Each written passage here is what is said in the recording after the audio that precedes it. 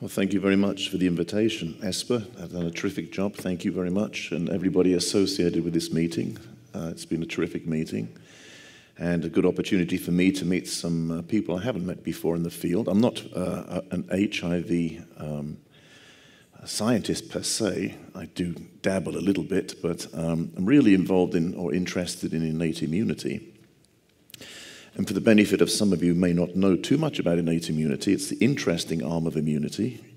You've heard all about the neutralizing antibodies and T cells, which have failed miserably.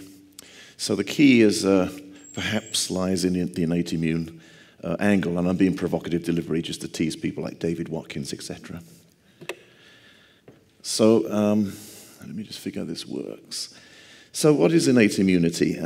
It's really how the cell really protects or recognizes viruses, bacteria, parasites to initiate really the entire immune response.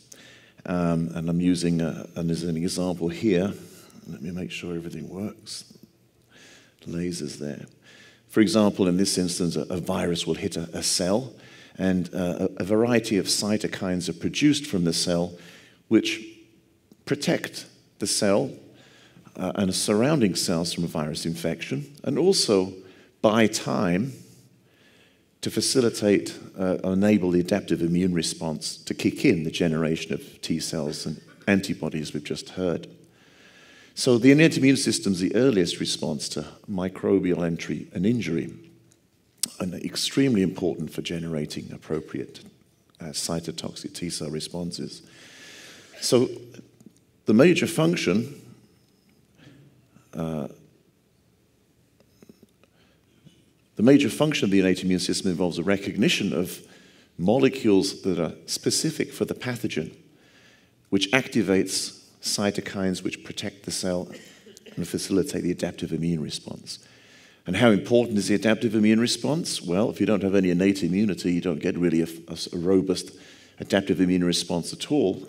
Generally, non-functional innate immune, or animals without any innate immunity, will die following exposure to viruses within a few days. So, as I've just pointed out there, the reason we're alive now is because we have very robust innate immune systems which protect us from what we generally think are innocuous viruses. So there's different types of, again, just to underline the innate and adaptive immune differences, the action time in the innate immune system is in hours rather than days. Neutralizing antibody takes a considerable amount of time in days to be generated. Cell types in the innate immune response involve dendritic cells, macrophages, and neutrophils, rather than T cells and B cells, and so on and so forth. And again, this just underlines some of the cells which are typically involved in the innate immune response.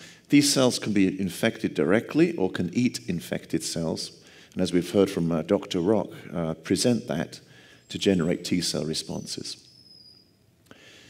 On that note, as I've mentioned, typically in a dendritic cell or an antigen professional antigen presenting cell can become directly infected, and arguably the protein can be presented directly depending on how strong the virus is or how much the virus is able to inactivate. Some viruses are able to directly inactivate the cells they infect, but you can have direct presentation. Or generally, what happens is, and you can generate the T cell response, or the macrophage can eat an already infected cell. For example, here, pathogen antigen. If this is an infected cell, the viral protein can be presented here. And what happens is, what's essential for this cross-presentation to take place is the generation or activation of cytokines that are activated by innate immune receptors. So the viral pathogen activates sensors within the dendritic cell, produce cytokines, and also are essential for facilitating T cell responses. The question is, what part of the pathogen or the infected cell is responsible for activating the innate immune receptors? And as we see here, this is for example, an immune cell. The virus interferons are made. Type 1 interferons are very important for the generation of cytotoxic T cells.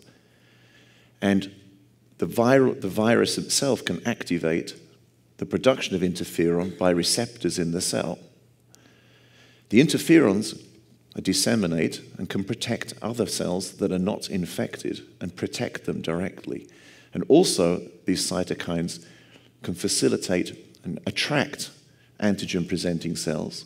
And the antigen-presenting cell can eat this material, and the virus activates the dead virus, or parts of the dead virus, can activate the macrophage to stimulate innate immune sensors here that are required to facilitate cross-presentation. So here, in the infected cell directly, you get intrinsic activation of the pathogen-associated receptors.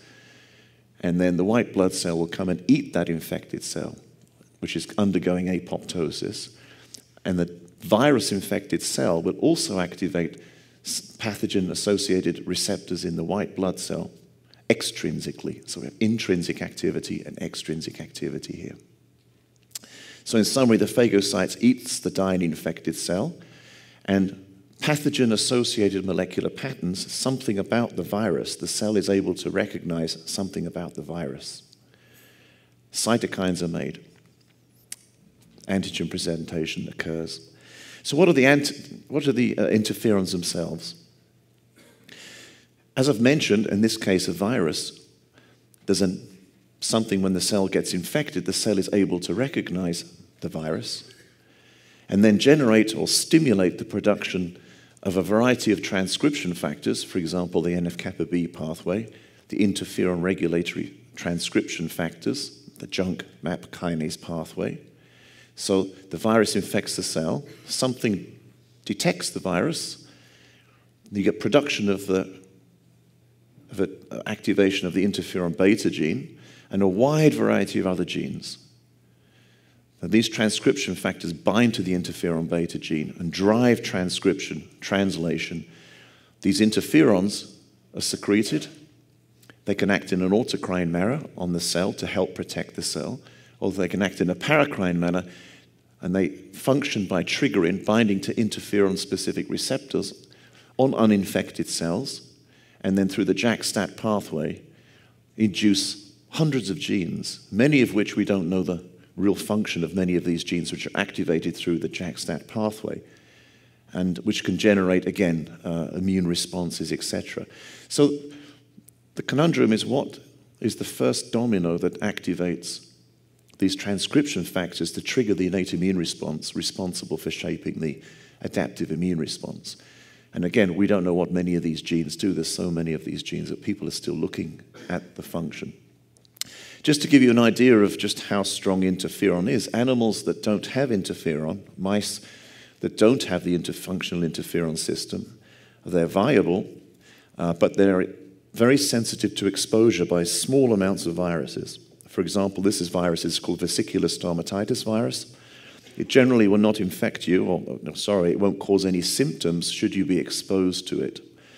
The reason we don't get any symptoms of this simple RNA virus is because of the innate immune system, because if you don't have an innate immune system, mice, for example, will die within 2 or 3 days if they lack the interferon receptor. So the reason we're all sitting here, and what we consider as a genuinely innocuous or generally innocuous virus, is actually innocuous because it triggers the innate immune system to stop its replication before it causes damage. So, for example, this is VSV in some cells. It can replicate in some cells. And if you treat the cells, literally, with interferon, and then infect with VSV, you can see they're protected quite well. So exogenous interferon is very, very good because it makes all those genes to protect the cell. So what activates, or what is it in the cell that recognizes the virus? On microbes, there's something called pathogen-associated molecular patterns. In viruses, it turns out that what's very, very, very good at activating the innate immune response and for producing type 1 interferon turns out to be the nucleic acid of the viruses itself. In the case of RNA viruses, the cell seems to have evolved receptors that recognize viral RNA species. And in the case of the DNA genome, we've evolved receptors to recognize that too.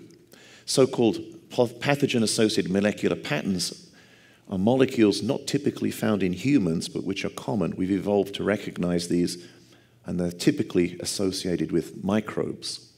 There are other sorts of innate immune activators, for example, DAMPs, damage-associated molecular patterns, such as uric acid and radical oxygen species, which can cause very bad autoinflammatory responses, such as gout. And what recognizes these are the pathogen recognition receptors. And it turns out that arguably we have about 4 types of receptors that we've evolved to recognize these types of molecules generated by bacteria and by viruses. And I'm going to tell you a little bit about those. So we've had to adapt these receptors because of all the different types of strains of viruses out there. For example, as we've heard earlier, you can have a variety of DNA-related viruses, adenovirus, herpes virus family, or RNA viruses such as rhabdoviruses, influenza, West Nile. So we've had to evolve all of these receptors to detect all of these different types of molecular patterns. And of course, as you know, HIV is a lentivirus, has a genome that can exist in both an RNA and a DNA form, and we can come to that. So these are just all a variety of just focusing on viruses for the moment. And as I mentioned earlier, back in 1958, it was found by using influenza virus, which is an RNA virus, as you know. When they put RNA virus on cells, the cells responded by making these cytokines called interferons. And when they took these, infected the cells and took the medium off the cells and got rid of the virus by heat inactivation and put it on fresh cells, they noticed that those cells were unable to be infected by new influenza virus. So the cell, in response to influenza, had generated some sort of secreted factor which had protective antiviral effects. And they call these interfering factors the interferons. Then they took influenza and isolated influenza, arguably just a protein and nucleic acid, and take the nucleic acid and take the protein and put it on the cells, and found out that it was actually the nucleic acid which was very, very good at generating innate immune responses. So we've evolved, this is back in 1968 or 1958, this sent a search for RNA and DNA binding proteins. Everybody wanted to search for possible cellular proteins which might bind RNA and DNA. And that was back in 1958. This is Lindemann here. This is Isaacs. This is interferon. This is the paper back in 1958. Virus interference, some properties of interferon, way back then. So, 1958, it took exactly 50 years or more to actually figure out what the receptors were. And we really didn't know much until about 15 years ago. As I say, I'm going to tell you a little bit about the discovery of some of these pathways now, how we figured out what those first proteins are which generate, responsible for generating an innate immune response. And so, it turns out that insects have told us an awful lot about innate immune responses. Insects have been around for hundreds of millions of years, and maybe millions of species. And as you know, many insects can be infected with bacteria, and certainly viruses. They're vectors, for example, as we know, Zika, arguably chikungunya, West Nile, dengue. So such arboviruses or such viruses are known to be infected by these things for hundreds of millions of years. And they've developed their own little immune system. And so what happened was these gentlemen called Hoffman, etc., found out that they were looking at the development of flies. And they were making mutations in flies and observing whether the flies had a different morphology, that the mutations affected their growth. And they noted one fly which arguably had a misshapen larvae stage, and it was strange looking. They called it toll. But what they noticed was they rapidly got interested because such flies had no defense against bacteria. And this really led them to really evaluate or discover the toll pathway, which was found out in flies to be essential for their protection. And this is just some of the history behind the one slide on the isolation, if you like, and discovery of the toll pathway. It was discovered in 1985. And then Hoffman, when they also knocked this fly out, this gene out, also found that the flies were not able to protect themselves. And then a variety of other groups following this discovery really went and really looked into analyzing the pathway in flies, including noticing that toll receptors were also conserved in humans. And Butler and Hoffman won the Nobel Prize back in 2011 for the discovery of the toll pathway. So this is what it looks like in insect cells. Once they found the toll receptor, they were able to isolate proteins which bound to the toll receptor and coined it MyD88, and then found out that MyD88 was able to bind to another thing called tube, Pele, these are kinases, and activate, following infection by bacteria, activate ancient NF-kappa B transcription factor pathways, leading to the generation of little proteins called defensins. There's also another system in flies called the immunodeficiency pathway, which was found around 2002. And they again, by making mutations in flies, this time they actually infected the flies. They found out one strain of fly which was unable to protect itself against gram-negative bacteria. It was lacking this gene called IMD, turns out to be a RIP1 kinase homolog. And so the RIP-FAD pathway in flies and humans seems to play an important role in protecting us against bacteria as well. So it didn't take long for people, by looking at computers, to figure out that there's a whole host, 11 or 12 of these receptors in our own body. And many of them are responsible, for example, TLR3 is responsible for recognizing double-stranded RNA species. TLR4, which Butler helped discover, was activated by lipopolysaccharide species prevalent in bacteria. TLR7 is very important in dendritic cells for recognizing single-stranded RNA species. And all these tolls have evolved from flies in order to detect different types of viral RNA. Or in the case of TLR9, the recognition of very small pieces of viral DNA, about 21 nucleotides long. And TLR9 was the only receptor so far to be implicated in recognizing DNA species, methylated pieces of single-stranded DNA.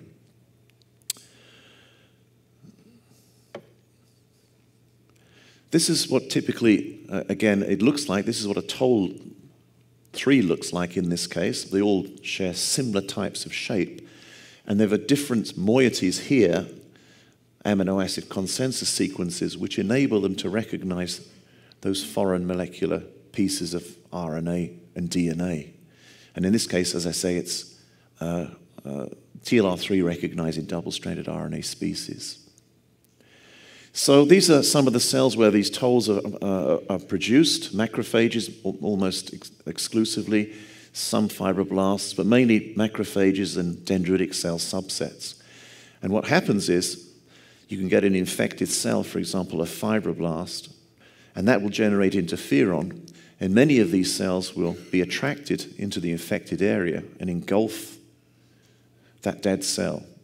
And then the nucleic acid from the virus is able to activate these tolls in the dendritic cell, which help make cytokines, which protect the surrounding area, and which generate antibody and T-cell responses. And as you know, HIV may infect many of these different types of cells.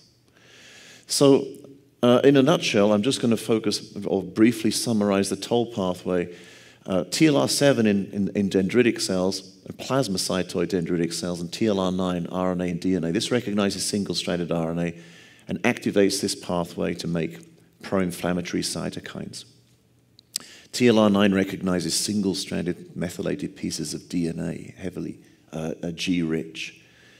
And it's been implicated that HIV, because it infects T cells, and many of these receptors are in T cells, there's been a whole host of interest in why HIV can infect those cells and how can it avoid generating robust innate immune responses and so on. And we can talk about that later. So, is innate signaling involved in cytokine production during acute HIV infection? Again, these are T cells. You get, following infection, you can get cytokines produced by HIV. It's very difficult to test experimentally because HIV obviously doesn't infect mice. And there's been a variety of reports that implicate that the production of cytokines, for example, interferon, will have a protective effect. But there's also numerous reports out there saying that the generation of cytokines by HIV may be beneficial to facilitate replication and the replication of the virus in lieu of actually generating more cells for it to infect. So it's been very difficult to evaluate the importance of the innate immune system and how the virus can overcome this to induce persistent infection. So this is very briefly, in summary, what's known about HIV and the toll pathway. It's been reported that HIV may infect dendritic cells via TLR7, perhaps other types of sensors. Remember that we've only discovered these sensors in the last 10 years. Type interferon is produced, but apparently helps to fight infection. However, the virus is also known to upregulate molecules such as trail on the dendritic cells that can bind to T cells and may facilitate T cell depletion. So it's still not clear, although it's been reported that the toll pathway is engaged, this influence on HIV-mediated disease really has yet to be clarified to this day, even though we discovered this TLR7 pathway and its importance in TLR9 almost a decade ago. Partly this is because of the difficulty in the experimental animal models. I would refer some of the students to a Nature Immunology review by Atfield and Gale, which came out last year on HIV and the innate immune system, with predominantly focusing on the toll pathway. So, toll in host defense. Activation of the tolls leads to regulation of hundreds of genes. It's required for immune responses to pathogens. We're still confused over the importance of the toll pathway in HIV infection, but we know in other types of animal model systems that the innate immune system is critically important for protection against a wide variety of bacteria and viruses. I just want to point out that part of my work, that overaction, whilst activation of these pathways is essential, that overactivation is now being implicated in generating massive or lethal autoinflammatory disease. So these pathways, while they're essential, it's very important to remember that the transient activation is critical, but chronic activation of these pathways can lead to really severe problems. And it's tempting to speculate that people infected with HIV, that the cytokines produced are obviously being driven by these innate immune pathways, and the inflammatory responses may facilitate the disease. So, one thing came out as soon as they developed the toll pathway. They started to generate mice which lacked key components of the toll pathway. For example, they knocked out TLR3 and they knocked out TLR7. The mice were viable. And then TLR3 and TLR7 are very important for recognizing RNA viruses. So mice deficient in TLR3 and TLR7 were infected with RNA viruses. And they were found to potently generate type 1 interferon and other cytokines in the absence of the toll pathway. This came out about 10 years ago. So it turns out that other sensors, in addition to the toll pathway, must exist. And, you know, I've been involved with this a long time, but I assure you that when the toll pathway was discovered, everybody thought that this pathway was the most important pathway that could explain all the generation of cytokines and protective immune responses by all microbes. And if you had another sensor pathway that you reported to say that the toll pathway is not that important, it's quite difficult to get it published. But it turned out that there are very, very, very important innate immune pathways that will still remain to be discovered. And in 2004, that's exactly what happened. This guy's called Fujita, and this is Yoneyama. And what happened is they were quietly working in the corner while everybody was running around playing with the toll pathway. There was one or two labs who realized that the toll pathway couldn't explain everything. And so they did a laborious screening process and found out that these two helicases called MDA5 and another one called RIG-I, a retinoic acid inducible gene, these two had been discovered quite a long time ago. In fact, MDA5 had been discovered in 1994 by this guy called Paul Fisher in Columbia. But he didn't really know what it did because he pulled out about 100 such genes. It turns out in 2004, exactly 10 years later, that these two helicase entities of about 1,000 amino acids long, and another one called LGP2E, are critically important for recognizing RNA virus infection. So you can have a toll-deficient mouse and infect it with a virus, and it'll become sick. But if you have a mouse or animals which lack these two helicases, the mice die very rapidly in response to exposure to RNA viruses. Not DNA viruses. These turned out to be specific for the recognition of single-stranded RNA viruses. And this is very, very briefly, I know it's a complicated slide, but what happens is viruses infected the RNA. So the question that came up is how can these RNAs be distinguished from our own RNA in the cell? And it turns out that these helicases have evolved to recognize RNA which doesn't have appropriate 5' mRNA capping at the 5' end. So all our RNAs that come out of the nucleus, our messenger RNAs, are covered in ribonucleoproteins. And they're capped. They're heavily, if you like, shielded or accompanied out of the cell. But viral RNA proteins, when it infects the cell and they're exposed, they don't exhibit the same structure. They haven't been modified with the same proteins. They're more naked. And we've evolved mechanisms to recognize this, if you like, non-self RNA through lack of the protein modifications on the RNA itself. There's no sequence specificity, arguably, or no real length. I mean, you have to have a piece of RNA of roughly approximately 20 to 50 nucleotides.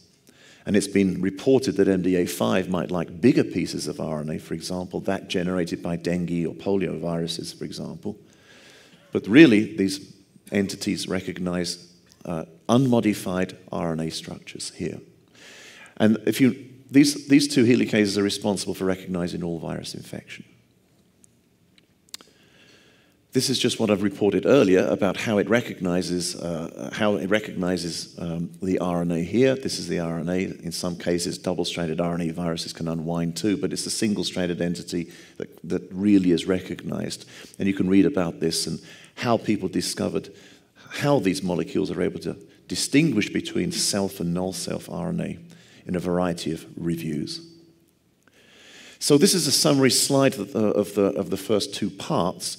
What we have is, it should be noted that these tolls are in the endosomal regions. They're not necessarily on the surface of the cell. The viruses somehow go into the cell, and nobody's quite clear, but the RNA becomes exposed in the cytosol.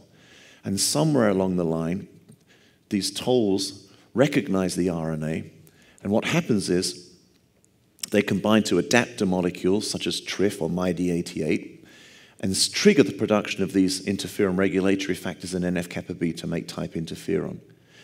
TLR3 is double-stranded RNA, TLR7 single-stranded, TLR9 CpG DNA, 21 nucleotides. And that's how the RNA viruses recognize these, or DNA viruses in the case of TLR9.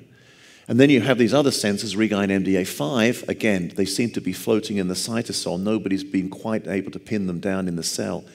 But they recognize RNA species. They bind to an adapter called MAVS or IPS1, which is a very potent activator of those transcription factors. And that's how you generate the immune response to RNA virus infection. So little's known about the role, again, as I've mentioned, of the importance of these pathways against HIV. And it's unclear how the virus is able to escape activation of these pathways. So what is known about the HIV and the Reguine MDA5 pathway? TLR7 may be more important in plasmacytoid dendritic cells. The Reguine pathway is more important in fibroblasts. Other cells could make interferon cytokines in response to HIV infection and be Reguine MDA specific, but people really don't know. Little data exists to implicate this important pathway so far. But it is known that purified RNA taken from this virus's HIV can infect these pathways.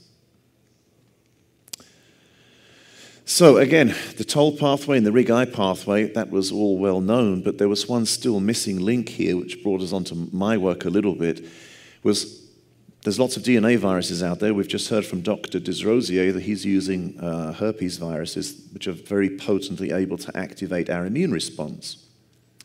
They can generate, AAV can generate very good antibody, they can generate very good CTL activity.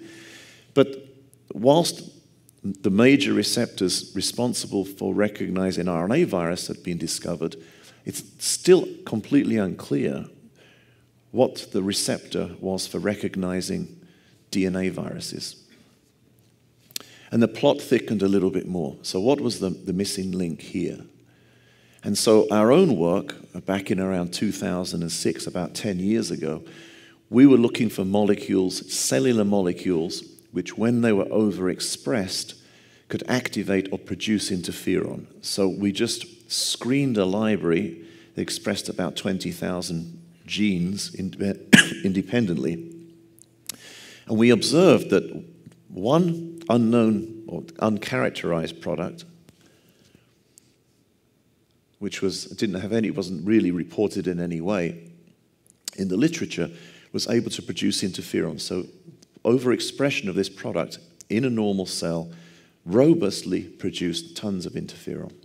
We didn't know anything about it, so we called it STING, for stimulator of interferon genes. We just knew that overactivity did this. It turns out STING is in the endoplasmic reticulum of cells. And it's also, STING is in every hemopoietic cell lineage, macrophages, dendritic cells, T cells, and also in small airway epithelial cells. And in a variety of, if you imagine cells exposed to the surface, our own cells which are exposed to the surface. So any pathogen would have to come through cells containing STING. So STING, 379 amino acids, transmembrane, 4 or 5 transmembrane regions. It actually forms a dimer in the endoplasmic reticulum, and that's pretty much all we knew. So we made a knockout mouse, and the mouse is viable unless you expose it to viruses. And mice lacking STING die in response to very small amounts of RNA viruses and DNA viruses. And I'll tell you now that I can explain how STING functions to protect us against DNA viruses, but I can't yet tell you how STING protects against RNA viruses. There seems to be 2 different mechanisms. If you take some cells which lack STING and you put on herpes simplex virus, which is very similar to the one we've heard from Ron Desrosiers, these are the genes which are activated in that fibroblast. There's not just a type 1 interferon, there's hundreds of genes. Cytokines, chemokines, and everything. And without STING, when you infect or take this large DNA virus, what happens is you don't get any of the signal at all. It's very dramatic. So we knew STING was important. We could actually do the same thing with other DNA pathogens. And when we transfect DNA into the cell using lipofectamine conjugated with just a simple piece of double-stranded DNA, you can also get the same effect. But STING, without STING, you didn't get cytokines in response to DNA pathogens. And this gives you another idea. This is, for example, an immune cell, a macrophage, and what we can have is, this is a piece of DNA. We can take the DNA, and it turns out that the DNA that's optimum for activating STING in humans is greater than 70 base pairs. In mice, it's about 30 base pairs. So you have to have a large piece of double-stranded DNA. We're still not quite clear why. These are, when put into a cell, you get lots of cytokines produced. And likewise, the DNA viruses and intracellular bacteria. And this is where the plot thickens a bit more. These are just some dendritic cells or macrophages, just to give you an idea that without STING, this is interferon beta production, double-stranded DNA, and a normal macrophage will make a lot of interferon. Without STING, there's nothing. HSV1, nothing. Listeria monocytogens in intracellular bacteria, nothing. Double-stranded DNA, though, STING is fine with the STING is not essential for recognition of any RNA species. That's why it's puzzling, because mice lacking STING are sensitive to RNA virus infection.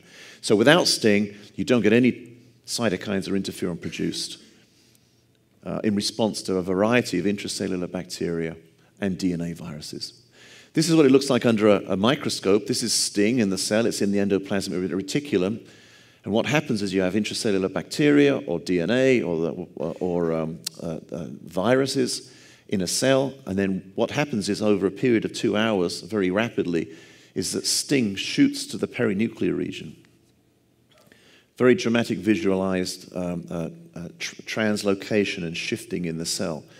And so what we believe is happening is, I have to go back, what we believe is happening is that STING is going through to endosomal regions that contain transcription factors such as NF-kappa B and IRF3 to drive expression of cytokines. Our own data implicates that STING itself can associate with nucleic acid species quite readily. But it was also clear that but it still remained unclear how STING itself was activated and underwent this shift. So how is STING triggered? There was a group from Texas Southwestern, James Chen, who knew that STING was important, and in 2013, which is obviously about 5 years after the publication, reported that STING could be activated by cyclic dinucleotides, 2,5-cyclic dinucleotides. I'm going to show you the structure of these. And what he discovered is using a biochemical approach is that a molecule, 522 amino acids, referred to as cGMP-AMP cGAMP synthase. In the presence of DNA, this cellular protein binds DNA to generate these little cyclic dinucleotides, which are able to bind STING and trigger STING function. Again, it was first noted by Dan Portnoy that bacteria could also do the same thing. So, for example, intracellular bacteria, when used to infect a cell, it was noted that the bacteria, that these cyclic dinucleotides secreted by these bacteria potently activated the innate immune pathway, but they didn't know how. And then this guy called Avançado found out that cyclic dinucleotides functioned by binding to STING. So I had those slides a little bit round the wrong way for some strange reason. So let me just refer. It was noted that cyclic dinucleotides were able to activate the innate immune system. It was then reported that in 2011 that cyclic dinucleotides made from bacteria as a new innate immune activator functioned to make interferon by binding to STING. And then it was noted later that a cellular protein activated STING through binding DNA and generating these little cyclic dinucleotides. So these cyclic dinucleotides are incredibly potent activators of innate immune signaling and generate a new molecular pattern, pathogen-associated molecular pattern. We've evolved to detect these tiny dinucleotides, which have only been discovered in the last few years. So this is a quick summary of the STING pathway here to wrap up. The DNA virus can come in, the DNA is unleashed.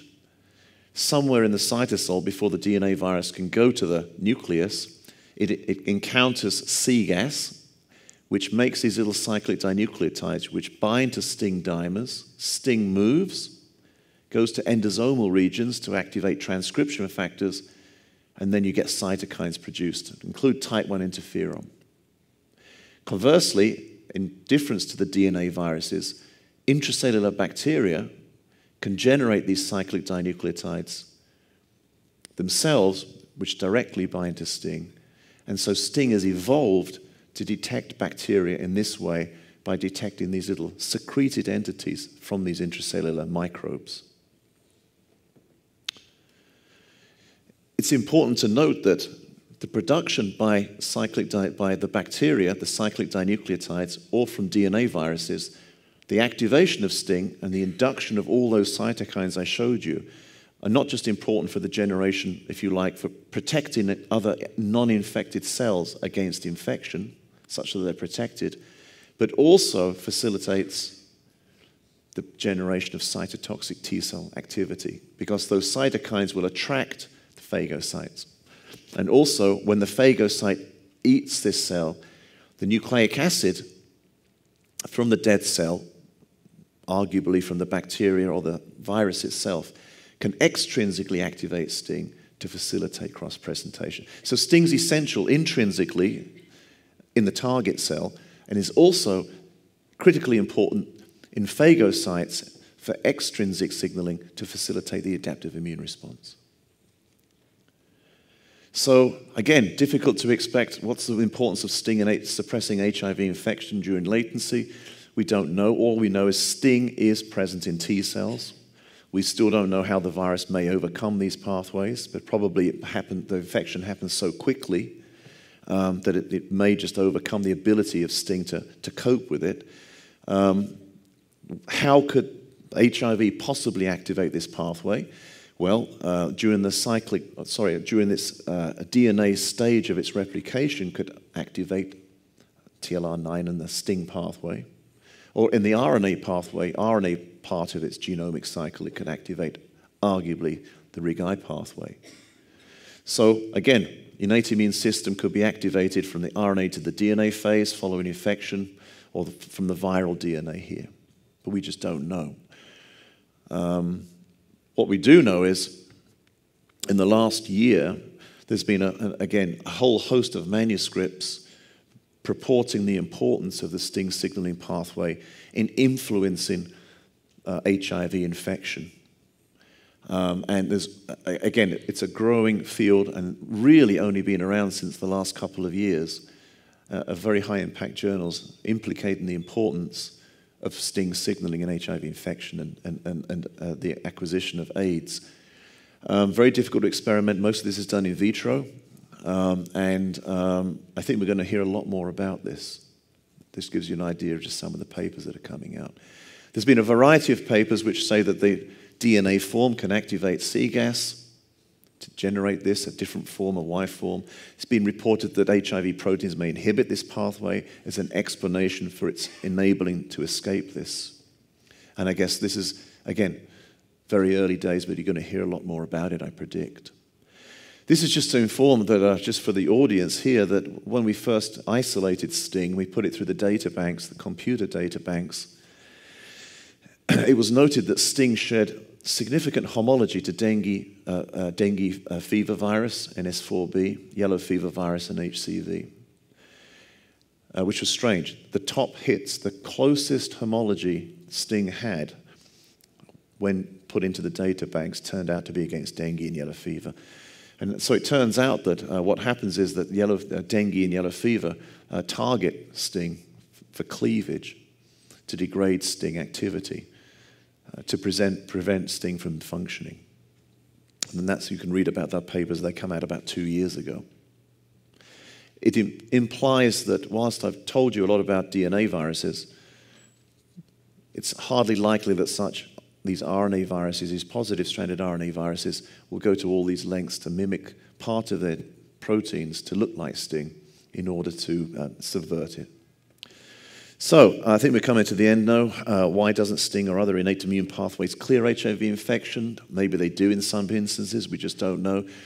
Maybe cytokine production can facilitate HIV replication. Maybe HIV is adapted that it can endure the production of certain growth factors which can enable its replication. Maybe these pathways are suppressed. We don't know anything about these pathways in relation to latency reemergence or T-cell depletion, but I think we're going to find out a little bit more. HIV infection, again, I would refer you to the Nature Immunology Review for a little bit more details. This is what's coming out now in the literature of how HIV may influence and regulate this pathway. And how can our understanding of this innate immune pathway help prevent HIV infection or damage in HIV infection or AIDS? Well, understanding whether HIV inhibits these pathways may enable the design of drugs to prevent virus-host interaction, may prevent HIV replication. Understanding these pathways may help us design new ways to stimulate the immune system, powerful new adjuvants for vaccine purposes.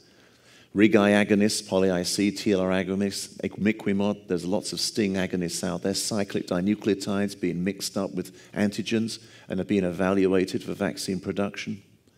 Can activation of this pathway protect against HIV infection prior to exposure? Opportunistic infections. It's been now reported that many viruses, oncoviruses, due to the depleted innate immune system, many of these, you get what is described as immunodeficiency associated with cancer, driven by the emergence of some of these key viruses, all of which have been implicated in targeting and suppressing the STING signaling pathway. So, again, we don't know whether STING agonists can exert such adjuvant activity because these are new days, but we do think so. I do believe I've got one last slide, and this is, I haven't gone into the role of STING and inflammatory for a generation of inflammation, but I will point out that these cyclic dinucleotides are very potent generators or stimulators of adaptive immunity. And it looks like, this is what they look like here, there's a whole slew of these little dinucleotides that when directly inoculated into tumors, exert potent anti-tumor activity. And what they seem to do is stimulate dendritic cells directly to enhance cross-presentation. And so mice lacking STING have greatly reduced ability to generate cytotoxic T cells to tumors and viruses, especially tumors.